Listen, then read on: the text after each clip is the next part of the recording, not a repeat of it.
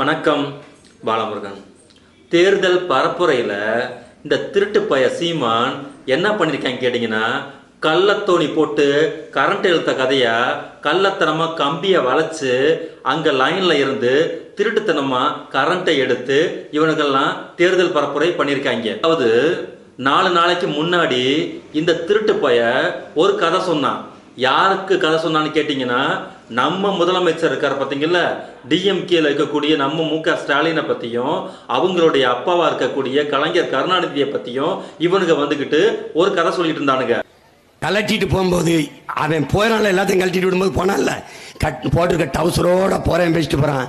இவனுக்கு இவங்க அப்பன் எவ்வளவோ நல்ல வேணும்.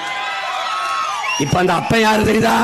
அதுதான் மாண்புமிகு தமிழின தலைவர் டாக்டர் கலைஞர் அவர்தான். இவர் யார் தெரியுதா? திராவிட மாடலின் திருவாளர் ஸ்டாலின், அழைக்கிறேன் இந்தியாவை காப்பாற்ற, திராவிட மாடலின் தலைவர் இவர் தான். இது அப்பன் திருடன், இது மகன் திருடன். இப்ப 3வது திருடன் தயாராகி கொண்டிருக்கிறான். அவர் என்ன பண்ணுவார்? அப்பனும் மகனும் எவ்வளவோ பரவாயில்ல. ஐயோ, நீ இன்னுமா புரியல? திராவிட முன்னேற்றம் என்பது திருடர்கள் முன்னேற்றம்.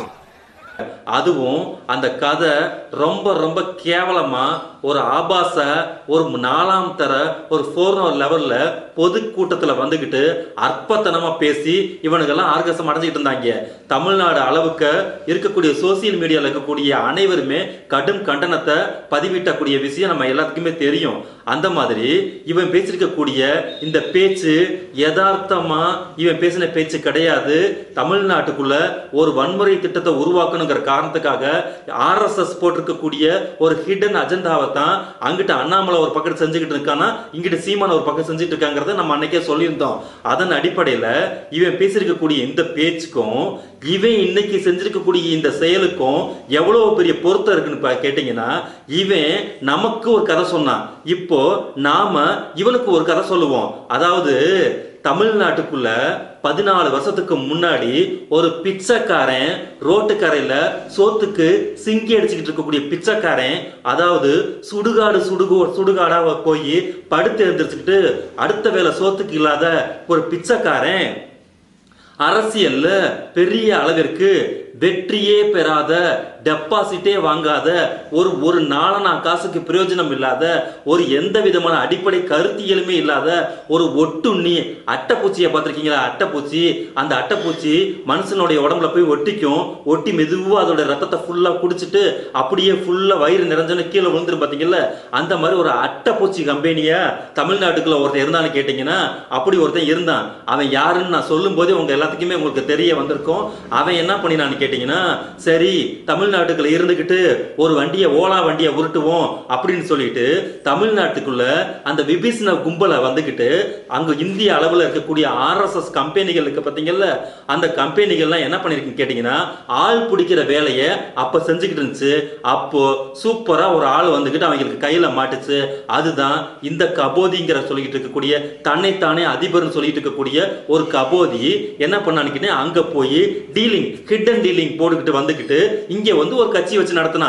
முழுக்க திராவிட கட்சிகளை வந்து தமிழ்நாட்டு மண்ணில் வீழ்த்தணுன்றதுக்காக சீமானுக்கு, அதாவது ஒரு ஏஜென்ட் போல சீமானோட ஒரு அமைப்பை வந்து உருவாக்குனாங்க.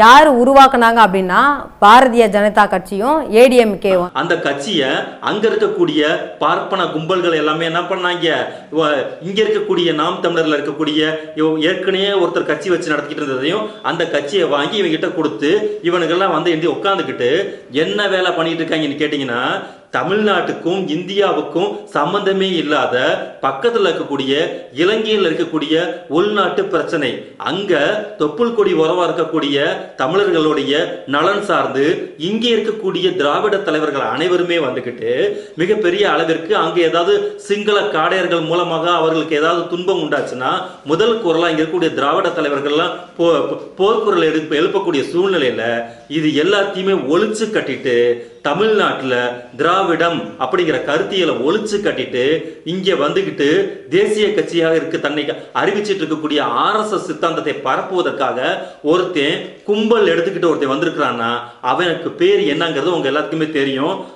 இப்படி இவ்வளவு மோசமா தமிழ்நாட்டுக்குள்ள உட்காந்துக்கிட்டு காட்டி கொடுக்கக்கூடிய கூட்டி கொடுக்கக்கூடிய ஒரு 100 ரூபாய் காசு சேர்த்து கொடுத்தோம்னா அம்மனமா கூட தெருவில் வந்து நிற்கக்கூடிய ஒரு கேடு கெட்ட எச்ச பொறுக்கி பய இங்கே வந்துட்டு நமக்கு திருடர்கள் கதை சொன்னான். இந்த திருட்டு பயலுக இன்னைக்கு பண்ணிருக்கக்கூடிய வேலை என்னன்னு கேட்டீங்கன்னா, அங்க இருக்க லைன் கம்பத்துல கொக்கி போட்டு கரண்ட்டை இழுத்து இவனுக்கு தேர்தல் பிரச்சாரம் பண்ணிக்கிட்டு ஊழலை ஒழிக்க போறேன், கூந்தலை ஒழிக்க போறேன்னு சொல்லிட்டு வந்து இங்க பேசிட்டு இருக்காங்க. அப்போ இவங்க பேச்சுக்கும் இவங்களோட செயலுக்கும் எந்த அளவுக்கு பொருத்தம் இருக்குங்கிறது நாம எல்லாருக்குமே தெரியும். அப்படி இவங்க எல்லாம் கிளம்பி வந்திருக்கக்கூடிய இந்த கேடுகெட்ட பொறுக்கிகளுக்கு பேரு நாம் தமிழர் கட்சின்னு ஒரு கட்சி வச்சு நடத்துறாங்க.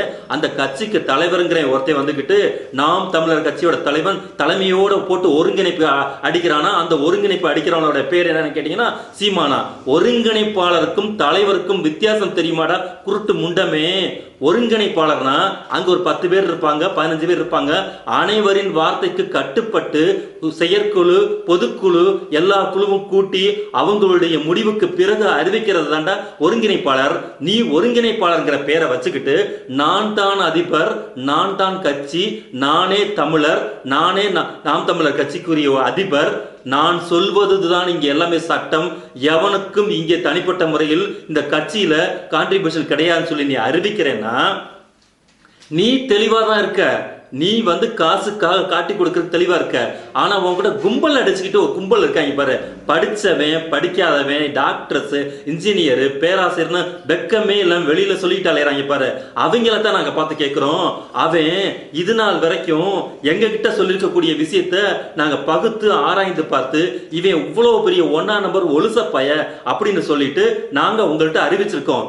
ஆனா நீங்க என்ன மாதிரியான கான்செப்ட அவன் பேசியிருக்கக்கூடிய அந்த கான்செப்டை நம்பிக்கிட்டு போய் குறைந்தபட்சம் தற்குறிகள் கிடையாது இல்லையா? நீங்க ஒரு விரல உருட்டி இன்னைக்கு வரைக்கும் கையெழுத்து போடக்கூடிய பேர்வழிகள் தானே. குறைந்தபட்சம் அவ என்ன சொல்றாங்கிறத சிந்திக்கக்கூடிய ஆற்றல் கூட உங்களுக்கு இல்லாம போச்சா அப்படிங்கிற கேள்வியை தான் உங்ககிட்ட நாங்க கேட்கிறோம்.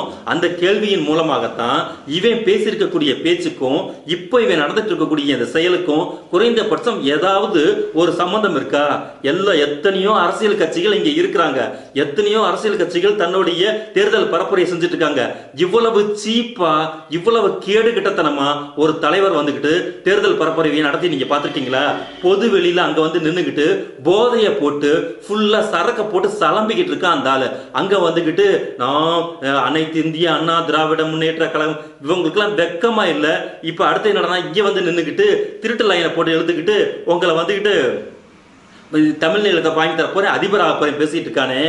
இதுல எங்க போய் தமிழ்நாட்டின் சாபக்கேடு யாருன்னு கேட்டீங்கன்னா இந்த சீமான்னு எங்களுக்கு தெரியும். ஆனா குறைந்தபட்சம் வெக்கம் கூட இல்லாம நீங்க எல்லாம் வெளியில வந்து நின்னுகிட்டு நாங்க தான் இந்த சமூகத்தை மாற்ற போறோம்னு சொன்னீங்கன்னா உங்களை நாங்க என்ன பண்றதுன்னு தெரியாத இடத்துல தான் இப்ப முழிச்சுக்கிட்டு இருக்கோம். ஆரம்பிக்கலாம்.